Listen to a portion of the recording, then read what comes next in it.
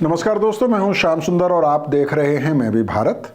देश के आदिवासियों की सामाजिक आर्थिक स्थिति को समझने के सिलसिले में हमें देश भर में घूमने का मौका मिला है।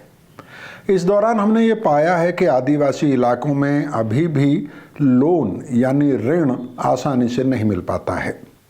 संस्थागत यानी बैंकों या अन्य वित्तीय एजेंसियों से तो छोड़िए, प्राइवेट मनी लेंडर यानी सेठ साहूकारों से भी उन्हें लोन आसानी से नहीं मिलता है। उन्हें सेठों से लोन लेने के लिए या तो चांदी गिरवी रखनी पड़ती है या फिर अपनी खड़ी फसल को ही सेठ को बेच देना पड़ता है। इस स्थिति के कई कारण बताए जाते हैं। इसमें एक तो सबसे बड़ा कारण ये है कि आदिवासी इलाकों में बैंक कम हैं। आदिवासी पढ़े लिखे भी कम हैं और बैंकों की कागजी कार्रवाई से घबराते हैं। लेकिन जो आदिवासी बैंकों तक पहुंच भी जाते हैं, उन्हें भी बैंक कर्मचारी लोन नहीं देना चाहते हैं, क्योंकि वे ये मानते हैं कि आदिवासियों से लोन वसूलना टेढ़ा काम है और बैंकों के नियम के हिसाब से अगर लोन वसूला नहीं जाता है तो उस कर्मचारी की बैंक की नौकरी में तरक्की में बाधा आ सकती है। ऐसा ही कुछ सेठ या व्यापारी भी मानते हैं, इसलिए वे चांदी, गाड़ी या फिर फसल के बदले में ही आदिवासी को कर्जा देते हैं। लेकिन बैंक कर्मचारियों या फिर सेठ साहूकारों में यह धारणा क्यों है? क्यों वो ये मानते हैं कि आदिवासियों से कर्ज वसूलना आसान काम नहीं है? इसकी वजह यह है कि बैंक या सेठ आदिवासी की जमीन पर कब्जा नहीं कर सकते हैं, क्योंकि कानून आदिवासी बहुल इलाकों में आदिवासियों की जमीन का गैर आदिवासियों को हस्तांतरण यानी ट्रांसफर की अनुमति नहीं देता है। कुल मिलाकर बात यह है कि आदिवासी की जमीन की खरीद फरोख्त किसी गैर आदिवासी के साथ की ही नहीं जा सकती है।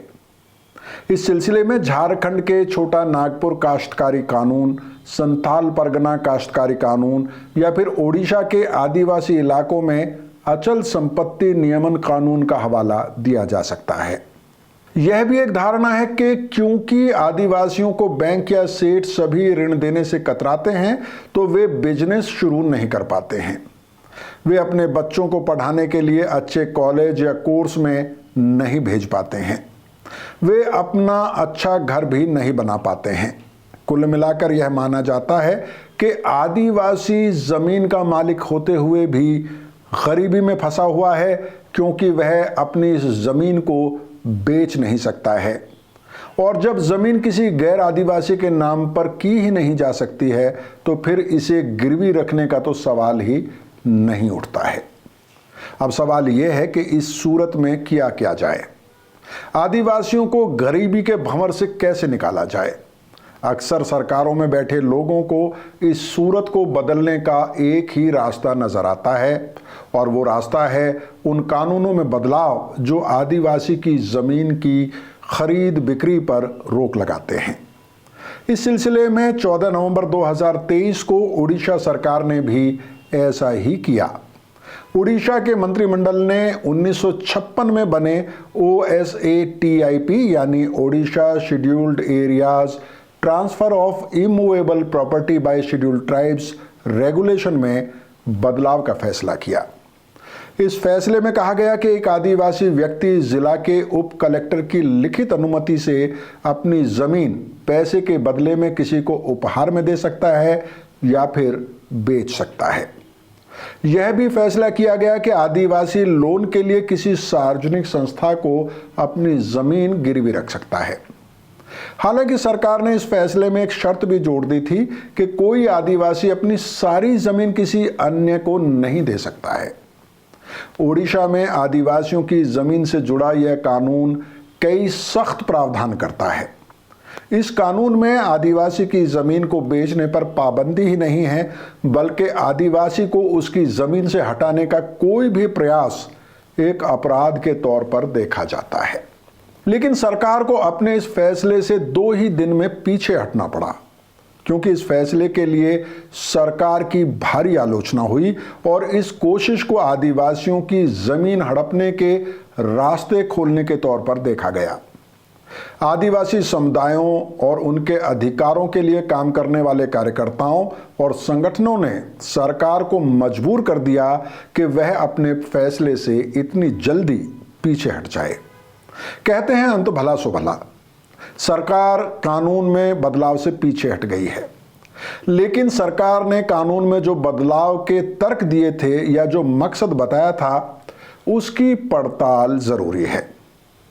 और जब इस बात की पड़ताल की जाती है तो सबसे पहला तथ्य सामने आता है कि ओडिशा में आदिवासियों की हिमायत में बने कानून को बदलने की यह कोशिश पहली बार नहीं हुई है, बल्कि यह कोशिश पिछले 25 साल में कई बार की जा चुकी है। 2010 में इस कानून में बदलाव का प्रस्ताव राष्ट्रपति भवन तक पहुंच गया था, लेकिन राष्ट्रपति भवन ने इस प्रस्ताव को मंजूरी नहीं दी थी। ओडिशा ही नहीं बल्कि झारखंड में भी सीएनटी और एसपीटी एक्ट में बदलाव की कोशिशें होती रही हैं। झारखंड में जब बीजेपी की सरकार थी तो आदिवासियों के हित को संरक्षित करने वाले इन दो महत्वपूर्ण कानूनों यानी छोटा नागपुर काश्तकारी अधिनियम और संताल परगना काश्तकारी अधिनियम में संशोधन की कोशिश की गई थी। 21 नवंबर 2016 को इस प्रस्ताव को विधानसभा से पारित करने के बाद राज्यपाल को भी भेज दिया गया था। उस समय आज की राष्ट्रपति द्रौपदी मुर्मू झारखंड की गवर्नर थी। राज्यपाल द्रौपदी मुर्मू ने करीब 7 महीने तक इस बिल पर विचार किया और 26 जून 2016 को इस विधेयक को पुनर्विचार के लिए राज्य सरकार को वापस भेज दिया। इस पड़ताल में यह भी देखने की जरूरत है कि आदिवासी इलाकों में जमीन से जुड़े ये कानून क्यों जरूरी हैं। तो इस मामले को संक्षेप में समझने के लिए सीएजी की एक रिपोर्ट के तथ्यों को देखा जा सकता है। सीएजी ने एक स्टडी कराई थी जिसमें यह पाया गया कि 2005-06 से लेकर साल 2015-16 तक उड़ीसा के आदिवासी इलाकों में आदिवासी परिवारों की जमीन पर मालिकाना हक में 12% की गिरावट हुई। और अंत में यह समझना बेहद जरूरी है कि आदिवासियों के पास अपना कुछ कहने को अगर है तो वह जमीन ही है। आदिवासी समुदाय स्वभाव से वर्तमान में जीने वाला समाज है। अभी उसमें भविष्य के लिए संचय करने की आदत नहीं पनपी है। इसलिए यह बेहद जरूरी है कि आदिवासी के पास जमीन रहे, नहीं तो उसके लिए जीना बेहद मुश्किल होता जाएगा। आखिर में यही कहते हुए आपसे विदा लेंगे कि आदिवासियों को आसानी से लोन मिले, वे भी बिजनेस के क्षेत्र में आगे बढ़ें, लेकिन उसके नाम पर आदिवासियों की सुरक्षा नहीं छीनी जानी चाहिए, बल्कि कुछ वैकल्पिक उपाय किए जाने चाहिए। बहुत बहुत शुक्रिया।